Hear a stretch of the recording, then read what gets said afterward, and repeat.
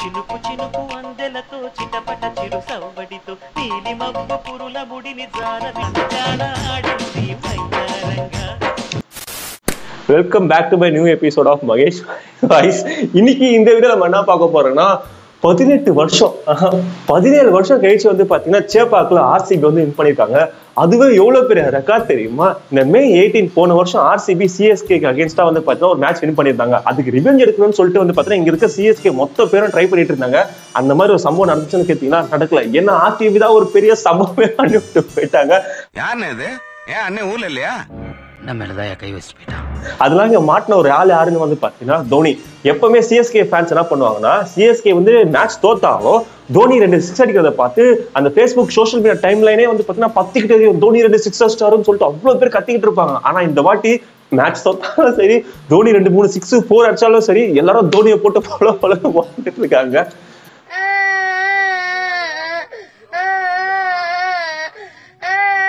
இன்னொரு விஷயம் என்னன்னா, நான் ஆக்சுவலா சிஎஸ்கே ஃபேன், தோனி வேரியன். ஆனா இந்த வருஷம் வந்து பாத்தீங்கன்னா ஆர்சிபிக்கு சப்போர்ட் பண்ண போறேன்னு சொல்லிட்டு உறுதிமொழி எடுத்திருக்கேன். ஒரு பக்கம் ஆர்சிபி வின் பண்ணணும்னு சொல்லிட்டு அவ்வளவு சந்தோஷமா இருக்குது. ஆனா இன்னொரு பக்கம் வந்து பாத்தீங்கன்னா, இப் சப்போஸ் நான் சிஎஸ்கே ஃபேனா இருந்து இந்த வருஷம் சிஎஸ்கே சப்போர்ட் பண்ணிருந்தா என் மனநிலைமை என்ன இருக்குன்னு சொல்லிட்டு புலம்புற வீடியோ தான் வந்து பாத்தீங்கன்னா இருந்து.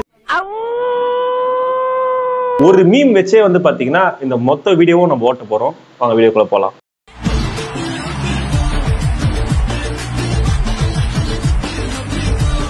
Came to bat at number 9. கேளுங்களேன், ஒரு 80 ரன் அடிக்கணும், 5 விக்கெட் இருந்துச்சு. ஒரு நார்மலான பர்சனுக்கு என்ன தோணும், இப்போ தோனி வந்தா நல்லா இருக்கும், மேட்சை வின் பண்ணி கொடுப்பாரு, அட்லீஸ்ட் ஒரு டார்கெட் கிட்டயாச்சும் போறான்னு சொல்லிட்டு நினைச்சிட்டு இருப்போம்ல. ஆனா அந்த மனுஷன் வரமாட்டாப்ல. ஒரு 90 ரன் அடிக்கணும், ஒரு 6 விக்கெட் இருந்துச்சு, அப்பயாச்சும் தோனி வருவான்னு சொல்லிட்டு நம்ம எல்லாம் காத்துட்டு இருப்போம். அந்த மனுஷனே தோணலாம், இப்ப போய் நம்ம போய் இறங்கினா அட்லீஸ்ட் 50 ரன் அடிக்க முடியும், க்ளோஸ் டார்கெட் போக முடியும்னு சொல்லிட்டு நினைக்கணும்ல. வரல, 7 விக்கெட் வந்துச்சு. அப்புறம் வராப்புல 9வது ஆளா வராப்புல. என்ன பண்ணிட்டு இருக்காருன்னு தெரியல. வயிறு கலக்குதா உங்களுக்கு? உடம்பு சரியில்லையா? மூச்சு வாங்குதா? ரன் ஓட முடியலையா? அப்படி இருந்துச்சுன்னா அந்த மேட்ச் நீங்க லீவ் போட்டுருக்கலாம். வந்து இப்ப நான் என்ன உங்களை சொல்றது, நான் வேணா என்னத்தமா சொல்றேன், 16 உள்ள அனுப்புங்க. ஏன் டக் அவுட்ல ஆக்ஷன் ஒரு 25 பிளேயரை வாங்கி வச்சிருப்பீங்க தெரியுமா? அவன் சேர்த்து உள்ள விட்டு விளையாடுங்க. கடைசியா வாங்கல. இது பாக்குறது எப்படி தெரியுமா இருக்கு? இந்த ஸ்ட்ரீட் கிரிக்கெட்ல நம்ம பசங்க விளையாடிட்டு இருக்கும் போது சின்ன குழந்தை இல்ல, ஒரு பெரியவர் கடைசியா வருவாரு, தம்பி 2 பால் மட்டும் போடுங்கப்பா, நாட்டு போறேன்னு சொல்லிட்டு 2 பால் தூக்கி காண அடிச்சுட்டு நம்மள வெறுப்பேத்திட்டு போடுவாங்க தெரியுமா? அந்த கதை தான் வந்து பாத்தீங்கன்னா நடந்துட்டு இருக்கு. 2 6 அடிச்சா போதும் நினைப்புலதான் மொத்த கேம் வந்து பாத்தீங்கன்னா விளையாடிட்டு இருக்காப்ல. இந்த மாதிரி நிகழ்ச்சி இதுக்கு முன்னாடி நிறைய நடந்திருக்குது. ஆனா இதுதான் பர்சை. Sent Ashwin in at crucial time. அஸ்வினை யாராச்சும் இந்த மாதிரி சுச்சுவேஷன்ல போய் அனுப்பலாமா? எனக்கு சுத்தமா புரியவே இல்லை. அந்த அத்தையும் பேர் அடிச்சா 30 சர்க்கிள் விட்டு அந்த பால் தாண்டுமா? கொஞ்சமாச்சும் மனசாட்சின்னு ஒண்ணு இருக்குதா? ஏன் வரல? எதுக்காக வரலன்னா சொல்லுங்க.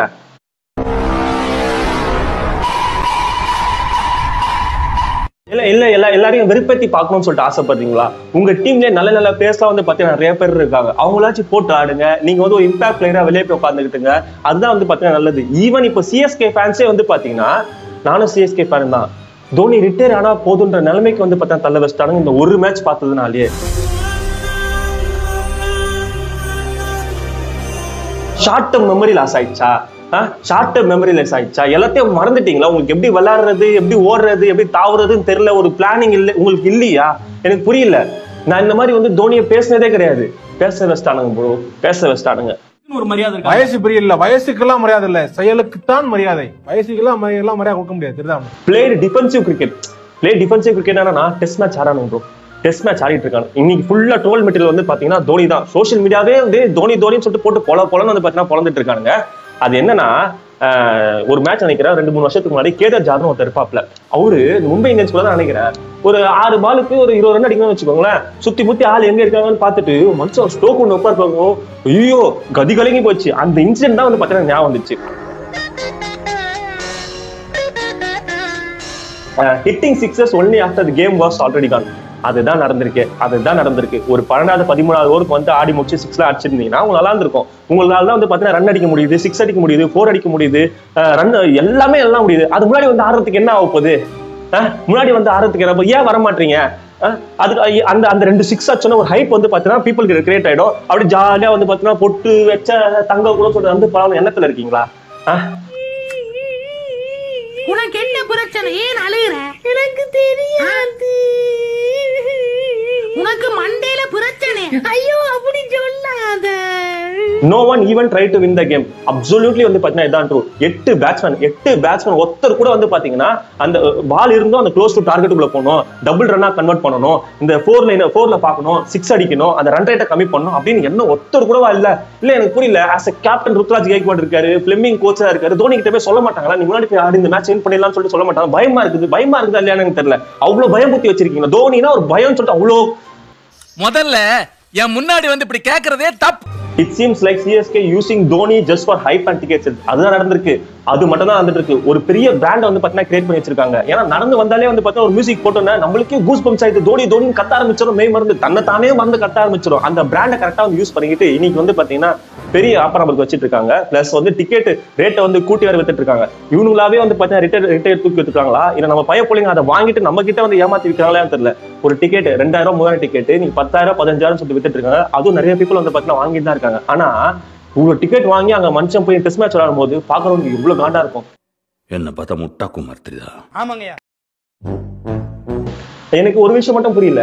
இந்த ஐபிஎல் அந்த டிக்கெட் பிளாட்ஃபார்ம்குள்ள போகும்போதே வந்து பாத்தீங்கன்னா 2 லட்சம் 3 லட்சம் சொல்லிட்டு காட்டிட்டு இருக்கு. அப்ப ஸ்டார்டிங்ல யார் வாங்குறாங்கன்னு தெரியல. அப்ப நீங்களே சொல்லிருக்கீங்க ஒரு 18,000 டிக்கெட் கார்பரேட்ஸ் வந்து போயிடும் அப்படின்னு சொல்லிட்டு. மிச்சம் 18,000 டிக்கெட் வந்து நீங்க வந்து அந்த பிளாட்ஃபார்ம் விடுறீங்களா இல்லையான்னு கூட எங்களுக்கு தெரிய மாட்டேங்குது. அட்லீஸ்ட் வந்து இவ்வளவு புக் ஆயிருக்கு, இவ்வளவு பேலன்ஸ் இருக்கு, இவ்வளவு பெண்டிங் இருக்குன்னு சொல்லி காட்டியிருந்தா நம்மளுக்கு ஒரு ஹோப் இருக்கும், நம்ம போய் டிக்கெட் புக் பண்ணலாம்னு சொல்லிட்டு. அதுவும் கிடையாது.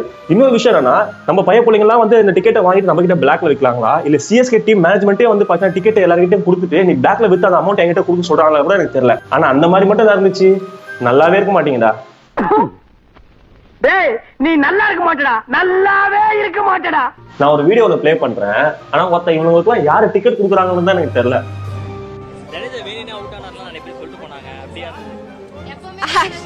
எப்பவுமே பண்றதுதான். ஜடேஜா அவுட் ஆனா அத்தனை ஹாப்பினஸ் என்ன பண்றது. ஆனா இந்த வாட்டி ஜடேஜாக்கு பதிலா ரச்சின் அவுட் ஆயிக்கலாம். ஸ்டார்டிங்ல இருந்து தடவி ஆடிட்டு இருந்தான். அது இன்னும் கடுப்பாயிடுச்சு. 40 பால்ல 50 போட்டுருவாரு. இவன் 40 பாலுக்கு மேல எடுத்துக்கிறான். கரெக்ட். ஸ்டார்டிங்ல இருந்து 56 ரன் அடிக்கிறதுக்கு எதுக்கு அத்தனை நேரம் இருக்கணும்? அதுவும் தோனி வந்துட்டாரு. தோனி வந்துட்டு அவர் ஆட விடாம இவன் முடிச்சா எனக்கு எவ்வளவு கோவம் வரும். தோனி பினிஷிங் பண்ண உள்ளன்றது உங்களுக்கு காண்டு ரமேந்திரா மேல. மன்னிக்கவே மாட்டேன் ப்ரோ ரச்சினை. அதுக்கு நான் மன்னிக்கவே மாட்டேன் ப்ரோ. ரச்சினை மன்னிக்கவே மாட்டாங்களா?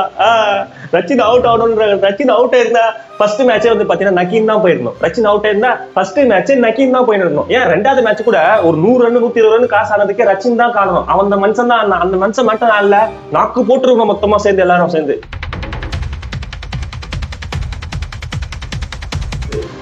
இந்த மாதிரி தற்குறித்தனமான ஒரு ஃபேன்ஸை வச்சுக்கிட்டா சிஎஸ்கேட டவுன்ஃபால் வந்து பாத்தீங்கன்னா இங்க என்ன ஆரம்பம். ஏன்னா இந்த மாதிரி வாய விட்டு தான் ஆர்சிபி இத்தனை வருஷமா கப்படிக்காம இருந்தானுங்க. இப்ப இந்த மாதிரி வாய எதிர்த்து வச்சுக்கோ, இதுக்கப்புறம் கப்படிக்கவே முடியாது. எனக்கு என்ன புரியலன்னா இந்த மாதிரி ஆளுங்களுக்கு எல்லாம் யாரு டிக்கெட் கொடுக்குறாங்க எனக்கு தெரியல. நான் பாக்குறேன் நிறைய இன்ஸ்டாகிராம் செலிபிரிட்டிஸ், நிறைய சோஷியல் மீடியா இன்ஃபுளுசர்ஸ் இந்த மாதிரி தற்கொலை கூட்டம், கிரிக்கெட்னா என்னன்னே தெரியாது குட்டி குஞ்சான்ஸ் அவங்களுக்கு எல்லாம் வந்து பாத்தீங்கன்னா டிக்கெட் கிடைக்குது. நம்மளுக்கே டிக்கெட் கிடைக்க மாட்டேங்குன்னு தெரியல. ஒருவேளை சிஎஸ்கே மட்டும் வந்து பாத்தீங்கன்னா அவங்களுக்கு தனியா ஏதாச்சும் ஒரு பிளாட்ஃபார்ம் வெப்சைட் கொடுக்குறாங்களா இல்ல வந்து பிரிவிலேஜ் பீப்புளுக்கு தான் நாங்க டிக்கெட் கொடுப்போன்ற தூக்கி போய் மெச்சுறாங்களான்றதும் ஒன்றும் புரிய மாட்டேங்குது. ஜடேஜா எனக்கு தெரிஞ்சு வேணுட்டே ரன் அவுட் ஆன மாதிரி இருந்தது. ஏன்னா அந்த அளவுக்கு ஆடியன்ஸ் கத்துறானுங்க போல இருக்குது. வி வான் தோனின்னு சொல்லிட்டு. நீங்க மனுஷனே தெரியுமா 2023 அந்த மனுஷன் கர்மாயஸ் பூமராங்கன்னு சொல்லிட்டு ஒரு ஸ்டேட்டஸ் ஒன்று போட்டாரு. அப்போ ஃபைனல்ல வந்து 4-6 ரன் ஆச்சு குத்து கூட உங்களுக்கு மனசு கேட்கல. ஒரு வருஷம் விட்டானுங்க. திருப்பி இதுல வந்து பாத்தீங்கன்னா ஆரம்பிச்சிட்டானுங்க. ஐயோ இவனுங்க மாதிரி ஒரு ஃபேன்ஸை வச்சுக்கிட்டு இனிமேலாம் கப்படிக்கிறது ரொம்ப ரொம்ப கஷ்டம்.